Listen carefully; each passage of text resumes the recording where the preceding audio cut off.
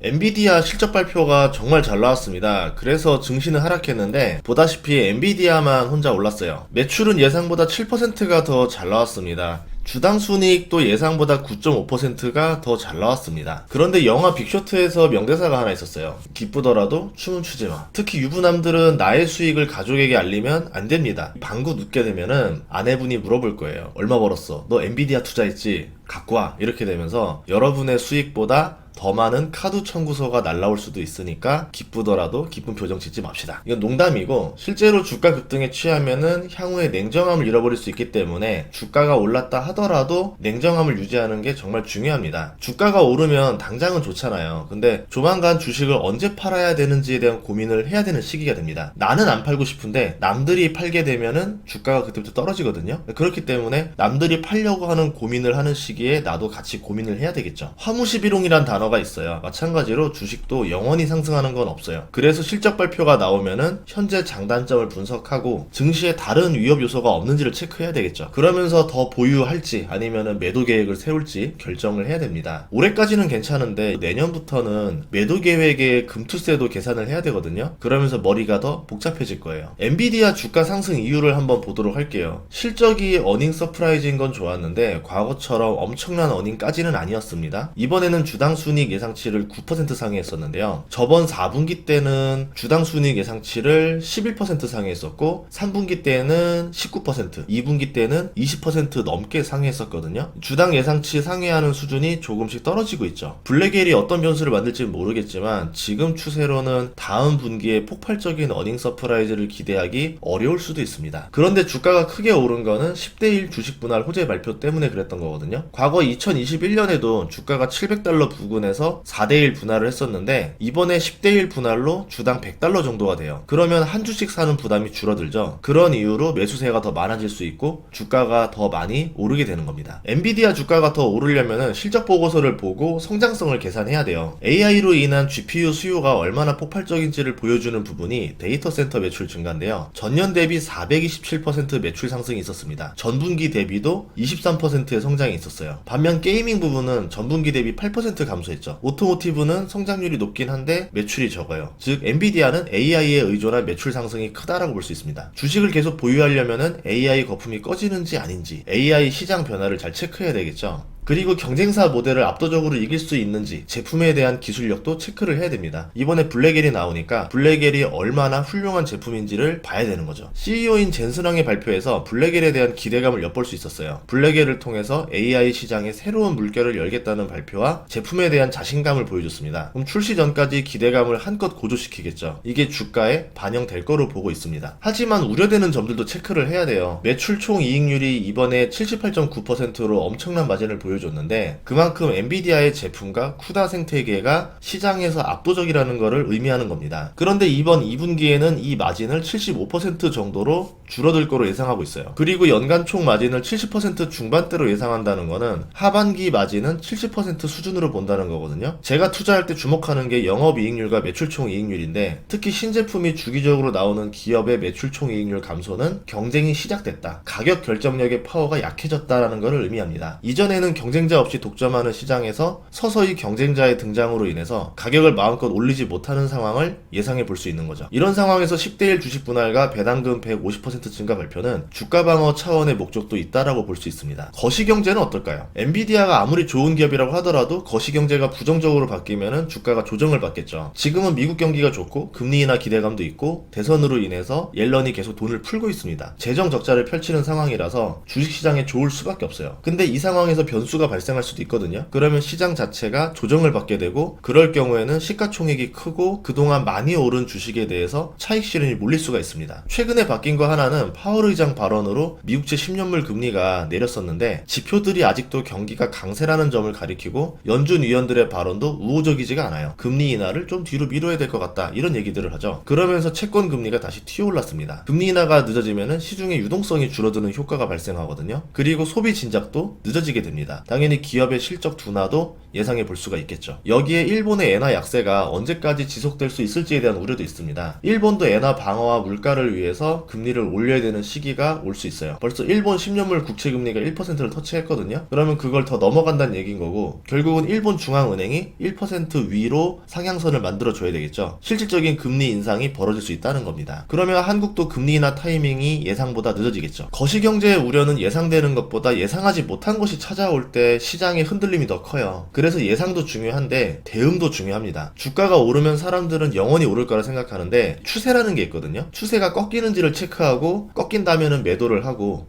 매도한 돈으로 다시 살만한 주식이 있는지를 준비해둬야 되겠죠. 시장 자체가 좋아 보이지 않는다면은 현금 비중을 늘리는 게 더 나은 선택입니다. 꼭 뭘 살려고 하지 않는 게 나을 수도 있어요. 특히 엔비디아 투자자들한테 하고 싶은 말이 있는데, 챗 GPT 등장 이후로 주가가 지금 3배 넘게 올랐습니다. 엄청난 수익이죠. 그런데 세금도 많이 내야 돼요. 주식 투자자는 작년에 대한 세금을 다음해 5월 양도세를 내게 돼 있습니다. 그리고 내년에 금투세가 도입됐을 때 투자자들이 많은 혼란을 겪게 될 거로 예상되고 있어요. 제가 구독자분들께 금투세 얼마 내야 되는지 아세요? 라고 하면은 대부분 모를 겁니다. 특히 한국 주식, 미국 주식, 펀드, 파생, 골고루 투자하는 사람들은 얼마를 세금으로 내야 되는지 계산이 복잡해요. 단순히 얼마 정도 내야 되겠다라고 가늠이 안 올 수도 있어요. 금투세 계산기가 필요한 시점이 됐습니다. 그럴 때는 주식 투자자에게 필수 앱인 도미노를 활용하면 좋은데요. 도미노 앱에서 내 투자 내역을 기반으로 금투세를 자동으로 계산해주는 기능을 출시했습니다. 이 세금을 클릭하면은 금투세 계산기가 나와요. 올해 세금을 얼마를 납부해야 되는지를 한 번에 알려줍니다. 현재 총 수익에서 세금까지 차지하는 비중이 한 번에 다 뜨거든요. 금투세가 어떻게 계산되는지 일목요연하게 보여주니까 여러분들이 다운받아서 쓰면 도움이 됩니다. 과거에도 도미노 앱을 제가 소개했던 적이 있었는데, 최근 계좌 연동 지원이 되면서 기능이 더 좋아졌어요. 정말 유용한 앱이 됐습니다. 첫 번째 장점은 뭐냐면은 계좌 연동으로 모든 투자를 모아서 볼 수가 있어요. 여러 증권사를 사용하면은 일일이 MTS를 켜야 되잖아요. 다 들어가 보면서 내 자산이 얼마지? 이렇게 확인을 해봐야 되는데, 이렇게 도미노 하나로 시세와 포트폴리오 비중, 자산을 다 확인할 수가 있습니다.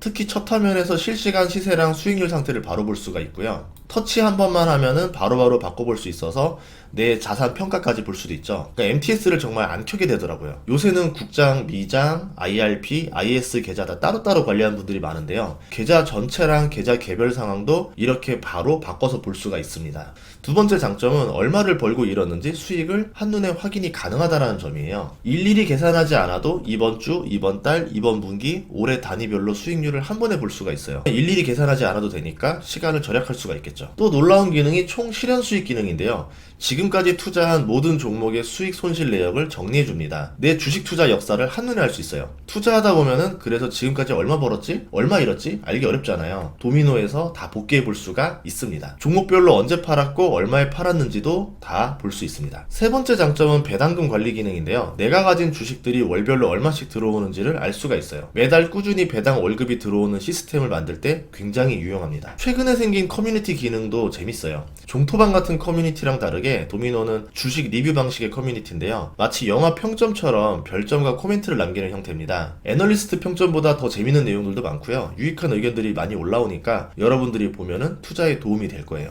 이번에 이벤트로 도미노 손실 지원금 기능이랑 총상금 1억 도미노 투자 리그도 있으니까 이번에 다운받으면 더 이득이거든요. 제일 재미있는 이벤트는 손실 지원금 보상인데, 보다시피 꽤 매력적인 이벤트니까 여러분들이 다운받아서 참가하면 좋을 것 같습니다. 주식은 매수보다 매도가 더 어려워요. 특히 최고점에서 팔고 싶어 하지만 이건 불가능한 일입니다. 특히 금투세로 인해서 세금을 계산하면서 매도해야 되는 난이도가 생겼거든요. 앞으로 도미노 앱을 설치해서 금투세 계산기를 유용하게 사용하면 좋을 것 같아요. 더보기와 고정 댓글에 다운로드 링크가 있으니까 많은 사용 부탁드리겠습니다. 다음 시간에도 좋은 정보로 찾아뵙겠습니다. 구독과 좋아요, 알림 설정 부탁드릴게요. 고맙습니다.